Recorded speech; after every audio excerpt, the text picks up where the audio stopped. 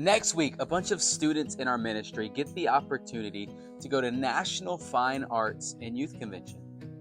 On the Monday, we're having a family day where different people can go to different parks around Orlando and basically just have an enjoyable time with their family. Well, me and my family are going to SeaWorld. I don't know if you've ever been to SeaWorld, but SeaWorld is an amazing time.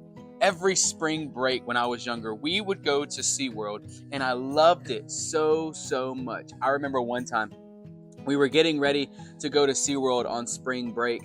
And I was really young. I was like 8 or 9. And I remember being in my room about 3 weeks before we go to SeaWorld. And I remember praying, God, I know you're going to come back soon, but can you please wait and come back until after I go to SeaWorld?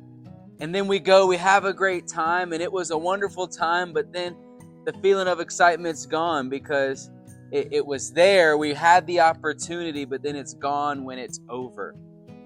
And what happened was I was chasing after a feeling of excitement. I was chasing after this good time. And a lot of times as people in this world, we chase after things, wanting them so bad. And then we experience these things and then the moment's gone.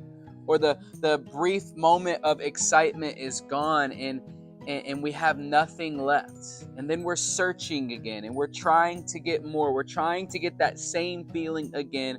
And we end up being left empty. And a lot of times, people in this Christian life, the reason they don't survive is because they think you're always going to have this exciting feeling. You're always going to have this great time. You're always going to be happy. Well, in week 29 of our family devotion series, we're learning that this actually isn't what the Christian life is about. If you're chasing after a life where you're always happy, always having a great time, no problems in the world, everything's always exciting, then you're missing out on what a true Christian life is. Because in week 29 of our family devotion series, we're talking about how happy isn't the goal.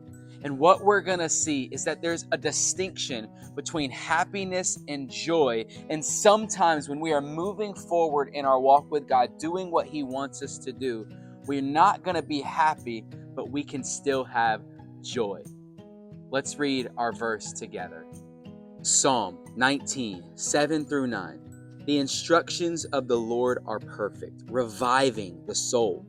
The decrees of the Lord are trustworthy, making wise the simple. The commandments of the Lord are right, bringing joy to the heart. The commands of the Lord are clear, giving insight for living. Reverence for the Lord is pure, lasting forever. The laws of the Lord are true. Each one is fair. Maybe you've had the opportunity to go to a place like SeaWorld or go to a different family vacation, but what I find to be true, no matter where you go on vacation, something is always true about these vacations. You always go and you visit these places and have a great time, but what happens at the end of the vacation? You always return back home to where you live. Now, this right here shows the difference between joy and happiness. See, joy is not an emotion, but it's actually an aspect of the fruit of the Spirit that grows inside of us as believers. Whereas happiness is an emotion. What's the difference between joy and happiness? Both are exciting. Both are a great time. Both are positive things that we can experience. What's the difference? See, happiness is like the vacation that we visit. Just like all other emotions, we visit anger when we're upset. We visit despair whenever we're going through loss. The emotions are different places that we visit, but joy is our home that we always come back to. In other words, if I'm on vacation, and even if I go for 2 weeks or a month, I still have the same home. Joy is the place that we live, and all these emotions are the places that we visit. And I tell you this because I want you to know that as believers, you can still have joy even in sadness. You can still have joy when you're happy. You can still have joy when you're angry. And this is important for you to know because the scripture says that the joy of the Lord is our strength. And a lot of times we as people think that if we're not happy, we must not be where we're supposed to be at with God because, man, I'm supposed to be filled with joy. But you can have joy and experience any of the emotions. As a matter of fact, as a believer, you have a joy that cannot be taken away, cannot be affected by circumstances. Your emotions can be affected by circumstances, but your joy will not be. So I want to ask you some questions that you can talk about with your family.